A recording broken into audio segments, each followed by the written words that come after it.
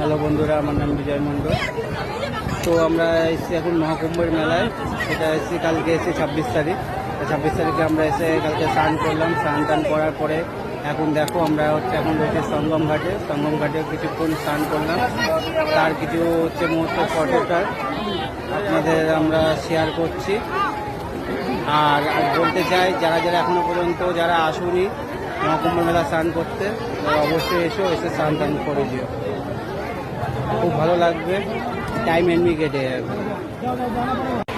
তোমরা দেখতে পাচ্ছ ওই পাশটা হচ্ছে গঙ্গা যমুনা মিলিত হয়েছে। আমরা এখন রয়েছি মহাকুম্ভ মেলায়। কালকে 26 তারিখ, কালকে আমরা নেমেছিলাম ট্রেন থেকে। নামার পরে আমরা ওই সাইডটা দেখতে পাচ্ছি, ওই সাইডটা গঙ্গা যমুনা মিলিত হয়েছে, ওই সাইডটা আমরা কালকে নেমেছি, ওখানটায় আমরা স্নান করেছি। আর আজকে আমরা এসেছি দেখো